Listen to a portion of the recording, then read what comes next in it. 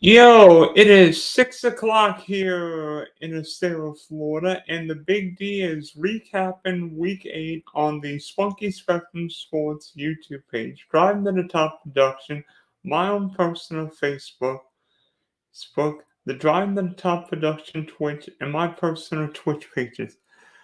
Before I tell you about the wild and crazy week 8, please subscribe, like, and share the Driving to the Top Productions and the Spunky Spectrum Sports YouTube page. We greatly appreciate you. Also, check out the Big D podcast for the audio listeners, Spotify and Apple. But if anybody's played cards, week seemingly Week 8, Crazy 8. Well, week 8's the crazy episode. Mom, I'm recording. Oh, well, I'm going next door to get some garlic nuggets. Obviously, my mom's trying to get in this episode, this stream, talking about golden nuggets. Yeah, instead of football, talking garlic nuggets. So, but I'll try and recap every game. There are a couple of games I'm going to discuss thoroughly, but let's talk with about the Sunday night game involving the Dallas Cowboys and San Francisco 49ers. Another game, another Dallas defensive disaster, particularly in the third quarter, as the Niners continued their domination over the Dallas Cowboys 30-24. I mean, to be honest, you would think the Cowboys, especially coming off a bye, would have a better offensive display, but no.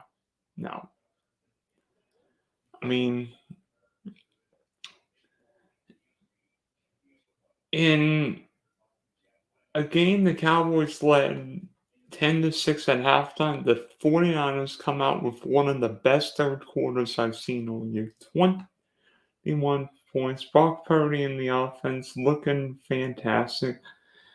Jordan Mason banged up his shoulder early in the game, so Isaac Horrendo, the third-string rookie running back from Louisville, became the lead running back. And a natural tight end say, speaking of natural tight end say, it seemed like every tight end went off. Kittle, Kelsey, Andrews, Allen, LaPorta, Kincaid. All scored. Trey McBride, the Arizona Cardinals, put up over 100 yards. But George Kittle was fantastic, making plays as a runner and receiver. 6 for 128 and a touchdown. And the third quarter is something. In a game that both teams really needed to have, San Francisco come out with maybe its best quarter of the year. And give it up to Kyle Shanahan and Brock Purdy. Purdy not just as a runner, but a throw, but a runner making plays. Scored on a rushing touchdown, made some big plays for his legs. But Dallas cannot stop San Francisco, particularly running or throwing. The Cowboys gave up 223 rushing yards, while Dallas only rushed for 56. So San Francisco outrushed Dallas 4-1. And to be honest with you, the difference in San Francisco and Dallas is simple. Dallas can only win one way. Get a lead and then rush the quarterback. San Francisco, with its rushing game, can judge. Yes, they've given away leads, but the Niners can grind out games. And despite not having a fully healthy Debo, Juwan Jennings, Brandon Ayuk, or Christian McCaffrey, this Niner team knew how to rebound after a less than stellar first half. And this game shows what a great coach like Kyle Shanahan can do. Come up with plays. If it doesn't work the first half, running back doesn't work, so what? I've got another one. And Dallas came with a lot of pressure, particularly when the Niners went shotgun. It may have worked a few times, but then San Francisco protected the Cowboys. Oh boy. But again,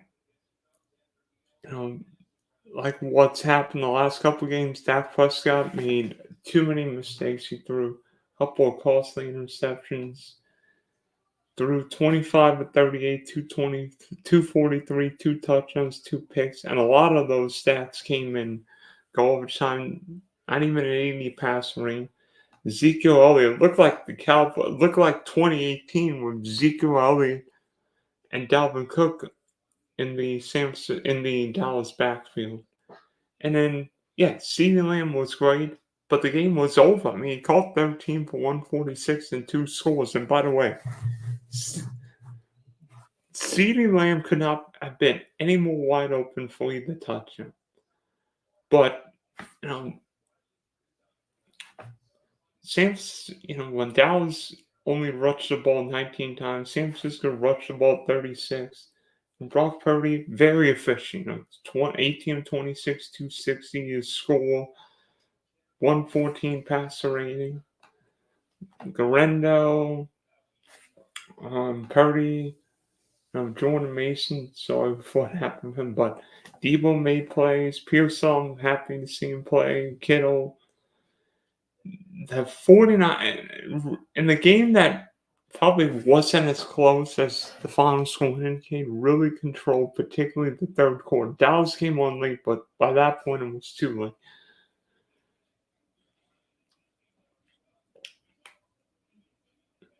late. And I don't know about you, but Fred Warner might be the best defensive player in the league. I mean, reminds me so much of another San Francisco linebacker, Patrick Willis. And Patrick Willis just went in the Hall of Fame, and I think 54 might have a gold jacket waiting for him when he retires. But if Dallas's offensive, be honest with you, coming off a bye, the Cowboys should have been better. With 2 weeks of prep time, Dallas must be better running the ball, throwing the ball, and defensively stopping San Francisco getting yak or big runs. The Cowboys did none of that. And, if Dak Prescott's going to make $60 million a year, guess what? He can't have 3 straight multi-interception games. And I know the Cowboys are 3-4, but the NFC East right now is out of reach. The Cowboys aren't beating Washington or Philadelphia. And frankly, I think the Cowboys have to consider trading Micah Parsons. Because Dallas is not winning. I don't think Dallas is winning that division. Not just now, but going forward. I mean, Dak's highest paid quarterback in the NFL. CeeDee Lamb just signed a fat new contract. And there were others. Offensive line, not great. Running game, not great. Wide receiver outside CeeDee Lamb. And then defensively, the secondary was a total wreck last time. For the Niners, the 4-4, the NFC West is so congested. Everybody's within a half game of each other. Niners go on by, so potentially get Juwan Jennings, Christian McCaffrey, Debo healthy. Could this team make a run? Yes. San Francisco's got some tough games. At Green Bay, at Buffalo, but I think anybody could win the NFC West. I would lean Rams right now, but the division's wide open. And you want to know why I feel very confident that the Cowboys aren't winning the NFC East? Because I think the Washington Commanders are going to win the NFC East. I said the Commanders would win the East before the season, and last night they proved that just not the way we thought they would. With Jay Daniels throwing a Hail Mary to Noah Brown at the end of a game between the top 2 picks. And I'll talk Commanders in a minute. But Chicago, as the late Dennis Green would say, the Bears are who we thought they were, and that's why we took the bleeping field. For a team with 2 weeks of prep time, the Bears' offense was pitiful at the start of the game. I think Chicago had, 6 out of 7 punts, just drives in and punts to start the game. That's pitiful. That's embarrassing. It's one thing if you're the Carolina Panthers, another thing if you have all that talent offensively and still punt the freaking ball.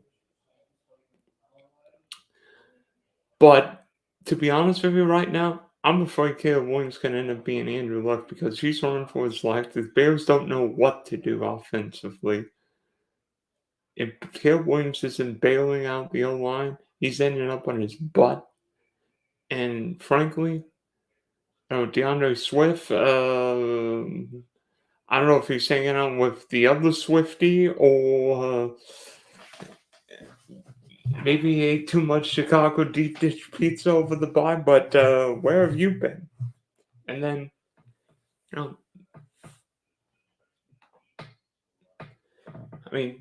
Caleb Williams, 10-24, $131. DeAndre Swift, 18, 129, and a touchdown. A lot of that came on one big run.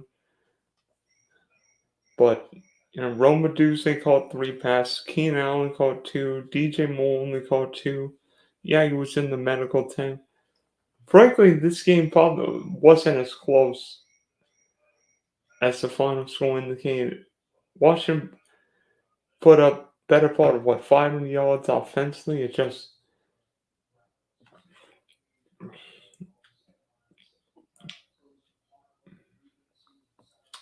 going 0 for 3 in the red zone made it appear close than it should have. But for Jaden Daniels, the throw to Noah Brown was great, but again, Chicago making huge mistakes. How do you trash talk the fans when there's time on the clock? And yes, Jaden Daniels is not likely to throw a Hail Mary, but he can throw one to the end zone. And you're told, bat down the pass. And then all of a sudden, it's like, Noah Brown's wide open with a touchdown. It's like, oh, no. Oh, no. The end of that game was embarrassing if you're the Bears.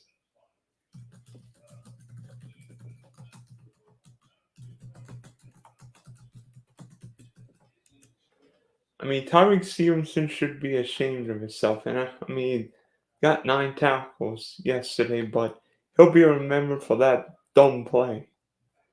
If I'm the Bears coaching staff, I'm thinking about cutting him or maybe benching him for a week. But I hope Caleb Williams gets better line protection. Otherwise, he's not going to survive. He'll end up being like Andrew Luck. But Jaden Daniels, I think the Commanders can win the NFC East. I said it before the year. I think this team wins the NFC East. They've got really good structure around Daniels. They've got really good head coach in Dan Quinn. Cliff Kingsbury as the OC, new ownership. I'd love to see this team get one more wide receiver before the deadline. So Terry McLaurin's not having to make every single play, but it's a team that could contend for the playoffs, maybe even win a game. I think the Commanders have the Giants next week. So, by the way, the Bears undefeated at home, 0-3 on the road. So, maybe if you're the Bears, there's no such place like home. It's just interesting. And we all wanted to see top 2 quarterbacks. There were discussions whether or not Jaden Daniels would play with a rib injury. He ended up playing and puts together a highlight.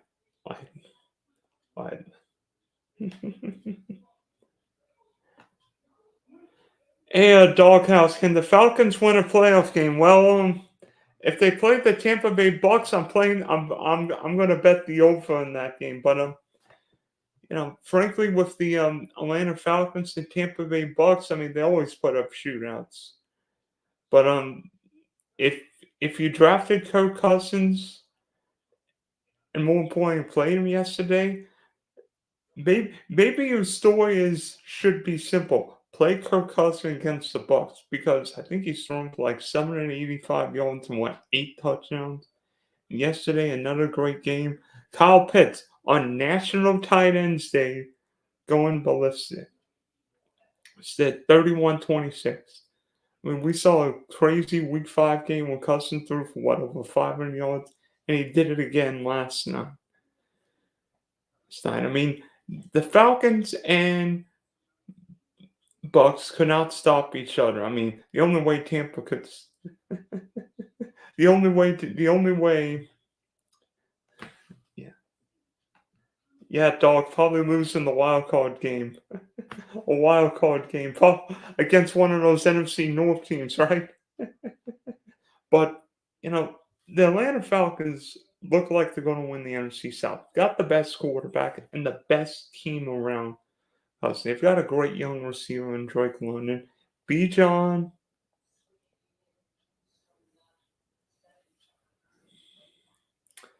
Robinson, Kyle Pitts, good offensive line. And if Cousins not under duress,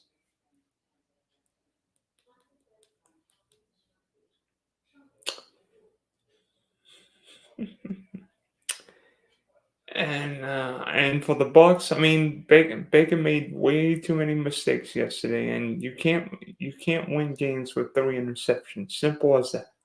Simple as that. I mean, Baker was fine otherwise. I mean, Kate Otten, National Tight End Day, caught 2 touchdowns. I mean, the Buck receivers were okay, but I'm not sure Tampa's strategy is having Baker throw 50 times a game, but that sometimes happens when you get in shootouts, right? Either way, while some teams will win, other teams will jet set, and then I think the New York Jets right now are officially done. I think Aaron Rodgers' days of contending for Super Bowls ended. The New England Patriots beat the New York Jets 25-22, despite Drake May leaving the game with a concussion. But the story is not New England. The story is with Aaron Rodgers. The New York Jets got Aaron Rodgers to contend for playoffs and win Super Bowls. And right now, the Jets look more ready for the toilet bowl.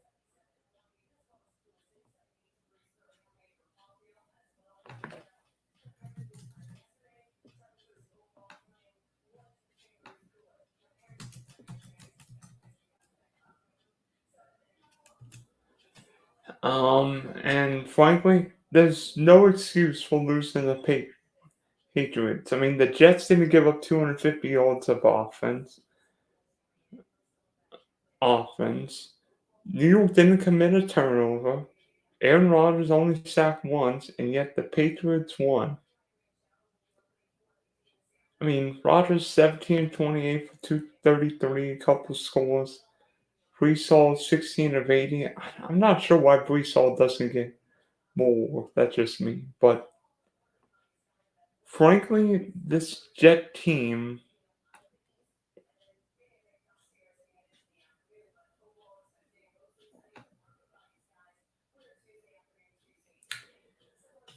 is now officially done. Don't talk about the Jets making the playoffs because New York's not going to make the playoffs unless something crazy happens. But Jets are 2-6. And there's no energy with the Jets. I mean, that Week 6 game when they fired everybody, a lot of motion, a lot of energy. Last couple weeks, nothing. No motion, no energy, no fun. I mean, when you watch the LA Rams play, what do you see? You see motion. Niners, you see motion. Minnesota, you see motion. There's nothing from the Jets. Oh, the Packers, you see a lot of energy. You don't see motion, energy, happy, excitement with the Jets. You just see a 40-year-old has-been. And Aaron Rodgers right now looks like he doesn't even want to play. I mean, there's no excitement. I mean, New York got rid of his best coach in Robert Saleh, whether rightly or wrongly, but right now New York's defense is awful, and frankly, if I'm a Jet fan right now, I'm fuming because we got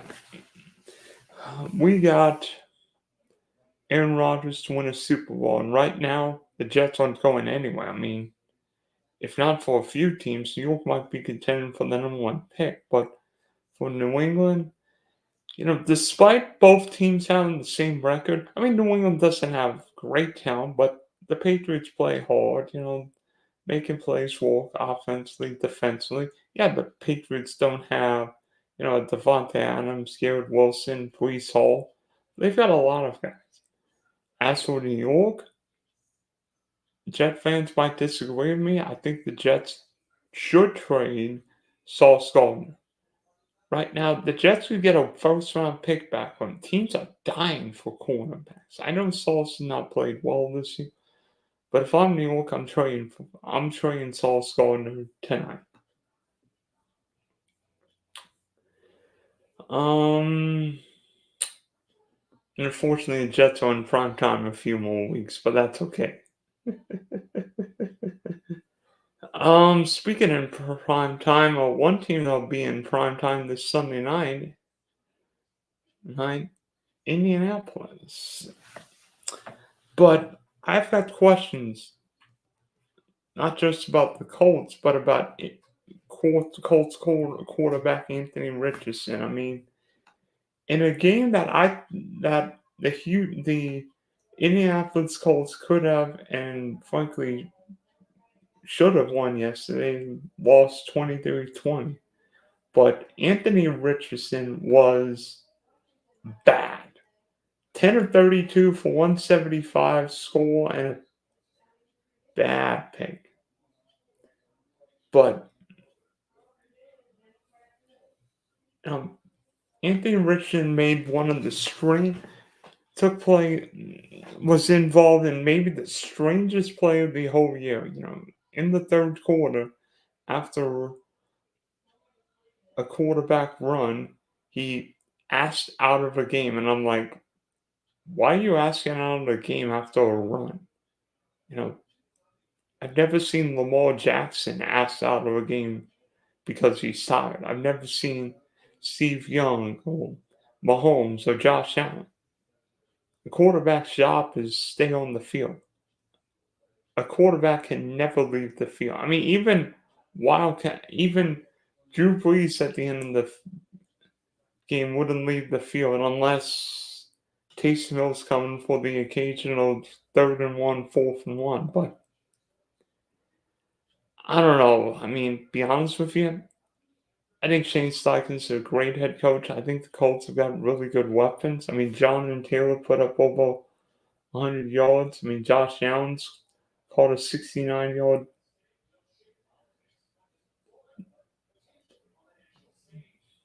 touchdown, but the Colts might have to consider, I can't believe I'm saying this, playing Joe Flacco. I mean, I think Joe Flacco's a better quarterback than AL-15 now. As for the Texans, I mean, Joe Mixon has been huge. Another 100-yard game. CJ Stroud better. I mean, 25 of 37, 285, a touchdown, 99 passer rating. But they were questioned with the Texan offense. Steph Diggs looked like he suffered a non-contact knee injury. How healthy is he? Nico Collins is still in injured reserve and will come back probably week 10. Tank Dell's coming back from that injury and hasn't been himself. I mean, he caught 4 passes for 35 yards and a touchdown, but, do the Texans make a move for a wide receiver? And you say more and more likely, with Deontay Johnson and a couple guys available, he would make sense. And speaking of Joe Mixon's old team, I think we could call the Cincinnati Bengals officially irrelevant now, and that's after the Philadelphia Eagles laid a second half whooping on Cincinnati. By the way, in 7 games this year, the Eagles have not scored a first quarter point, but that performance was more like the Eagles we've seen in 2022 and 23. Jalen Hurts, whether it be push, whether it be, get out of my way, get on my horse, was fantastic. 16 of 20, 236, 1 score, 95 and a half plus pass rating, and 3 rushing touchdowns. Yeah, if you play Jalen Hurts, and trust me, I've got Jalen Hurts in my guillotine league. We'd like the points. I mean, Saquon, 100 yards. Devontae Smith, after a less than stellar week, 6 for 85 and a touchdown. A.J. Brown caught 5 passes. And he was only sacked Joe Burrow once, but enough. And frankly, with Joe Burrow, I feel sorry for him because the Cincinnati Bengals are historically cheap. The Bengals have a top 3 quarterback in the game, and the defense couldn't swat a fly. They couldn't cover a fly. They couldn't cover a turtle. I mean, it seems like every week the Bengals are giving them, 160 rushing yards or 400 passing yards.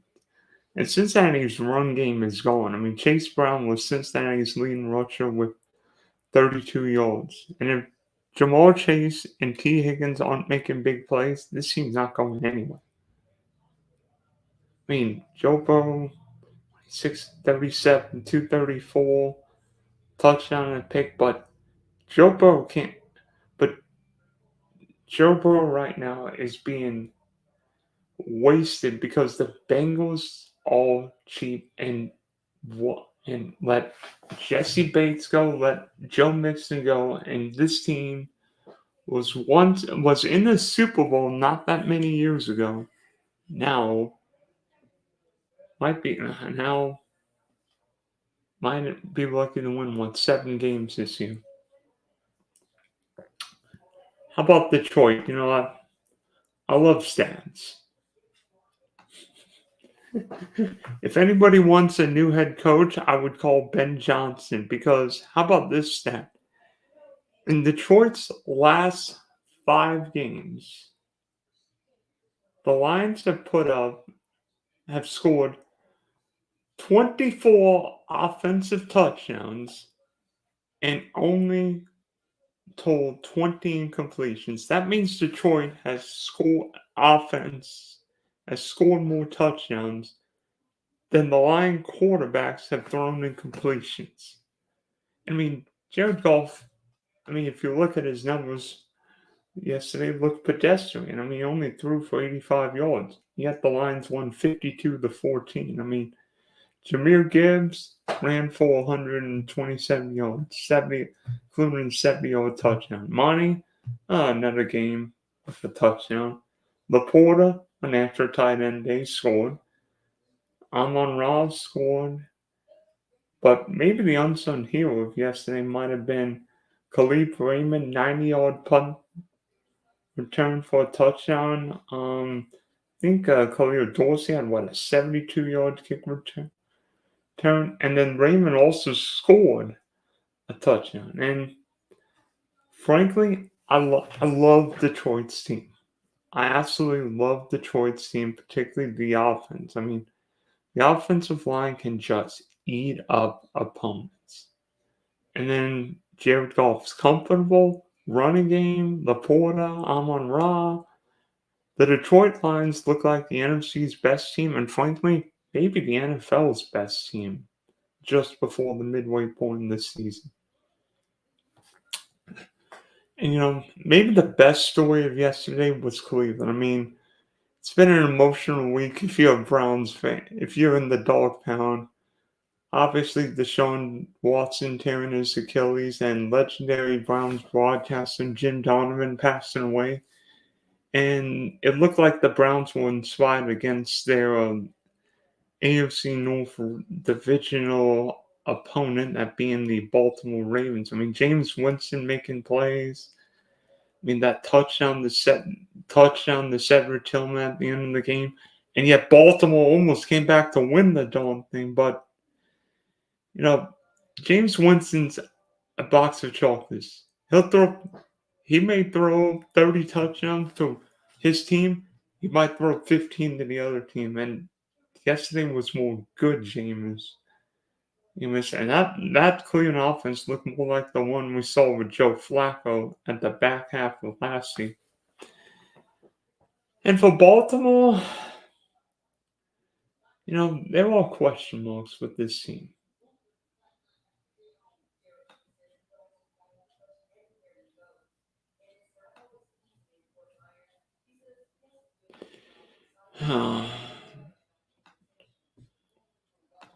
Lamar, as usual, making plays as a runner and throw. 230, 289. I think he's over 500 rushing yards already this season. 101 passing. Derrick Henry scoring another touchdown. Shocker. But for once, I worry about the Ravens defensively. I don't think that Baltimore's secondary is all that great. And frankly, you wanted the Ravens to make a move for one of these corners. Whether it be a Tyson Campbell or J.C. Horn. But there might be a couple corners available between now and next Tuesday and election day. So maybe the Ravens could get themselves a top corner. Oh boy. I have to talk. Okay. Yes. The Green Bay Packers beat my Jacksonville Jaguars 30-27, but maybe the biggest talking point of that game was the injury report. I mean, there were a couple big injuries. I mean, Jordan Love hurt his groin. Who knows if he plays this week? The Packers welcomed the Lions to Lambeau in a critical NFC North game. Then Green Bay is on its bye next week, so even though it's a divisional game, will the Packers be extra cautious, give Love a couple extra weeks, or will they play him and hope he can get through this game? As for the Jags, Trevor, despite the interception, making plays, but the Jaguars losing a couple key wide receivers. Christian Kirk out for the rest of the year for a broken collarbone. Brian Thomas with, a rib injury. So Jackson's wide receiver core all over the place. And frankly, I think Doug Pearson's time in Duval County could be coming to an end real soon. And for Miami, you hope Mike McDaniel's not on that same list. But despite Tua coming back and, Devon Achane making plays, Miami defensively giving up a couple plays. Late Marvin Harrison finally looking like Marvin Harrison. Tua making some plays. Despite the fumble which led to a safety, Miami was in position to win. And just like what happened last Monday night, the Cardinals came back late and kicked the game-winning field goal to end it.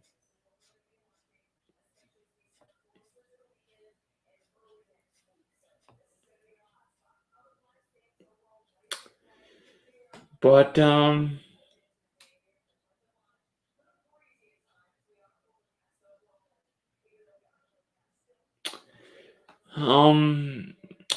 knows?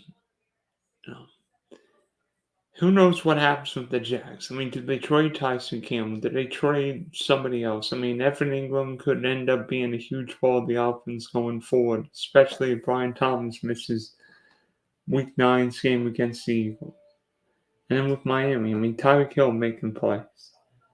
Achane most, but the Dolphins need more help defensively. And could Mike McDaniel's days be over Miami? Trying to think. If I had talked every game.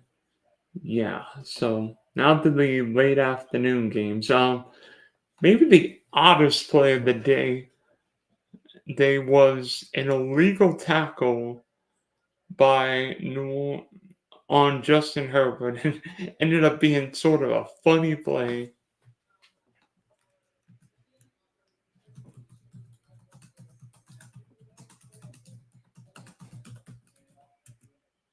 I don't know if anybody saw it,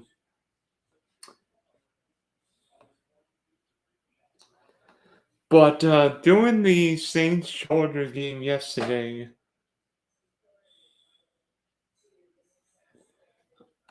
Saints defensive tackle Nathan Shepard tried to twist Herbert's right ankle and pull him to the ground, and Bradley Bozeman wasn't having any of it.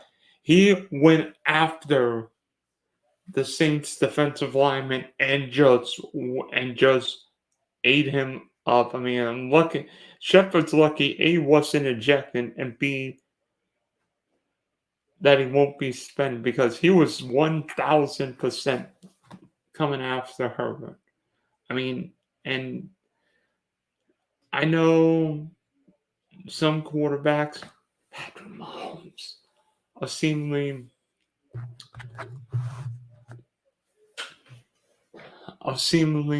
protected on every down. Somebody protect Justin Herbert, for heaven's sake, please. But thankfully Bradley Bozeman did, and it's funny after the game, Jim Harbaugh gave Bozeman the game ball, and I bet you Herbert said, "Give Bozeman the game ball for protecting my butt." But if you're the Chargers, I mean, I like the way LA's played. I mean, Herbert's averaging almost 300 yards his last 3 games. Lane McConkey getting better and better. I don't know if the Chargers can win a playoff game against Baltimore, Buffalo, Kansas City, but the Chargers look more and more like a playoff team. As for the Saints, start out 2-0, now 2-6. So maybe no one should be thinking about hosting the Super Bowl rather than old beignets, right? And speaking of another AFC West, NFC South game, how about the Denver Broncos beating the Carolina Panthers 28-14 in a game that really never felt this close? I mean, Bo Nix making plays. I mean, threw for 234, 3 touchdowns. Sounds 124 passer rating. Courtland Sutton putting up 100 yards. Troutman with 4 catches, 85 yards. I think Jaleel McLaughlin scored one. Yeah, Nate Atkins. And also Bo Nix accounted for a rushing touchdown.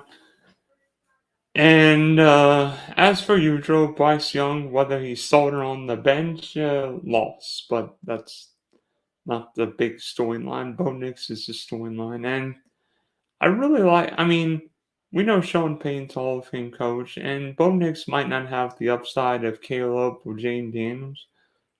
But Bo Nix, with Hall of Fame coach, it's a functional quarterback. I'm excited to see what Bo Nix does against the Ravens this weekend, but I don't know how many people would have picked Denver to win 5 games by Halloween, but Denver's 5-3. Few more winnable games. Could the Broncos be in that playoff mix? Oh, speaking of AFC West, shocker, the Kansas City Chiefs won again, 27-20. I know what everybody's asking me. Are the Chiefs going to lose a game? Who knows? I mean, the 72 Dolphins are certainly hoping the Chiefs lose, but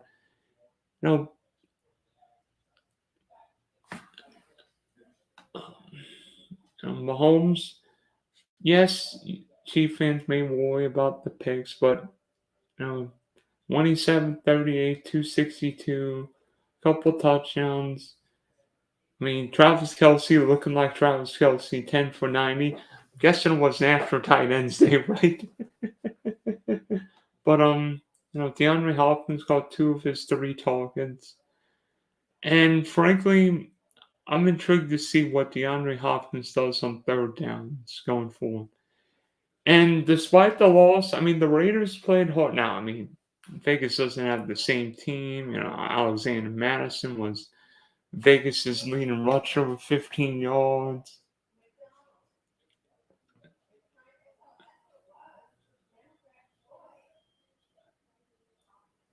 But defensively, Kansas City really harassed Gardner Minshew, 5 sacks. Everybody talks about Kansas City offensively. I think the Chiefs might have the best defense in football. And you look at it, I'm not sure who beats the Chiefs. Could the Bills? Perhaps. But Kansas City's catching a few breaks facing the NFC South and the AFC North.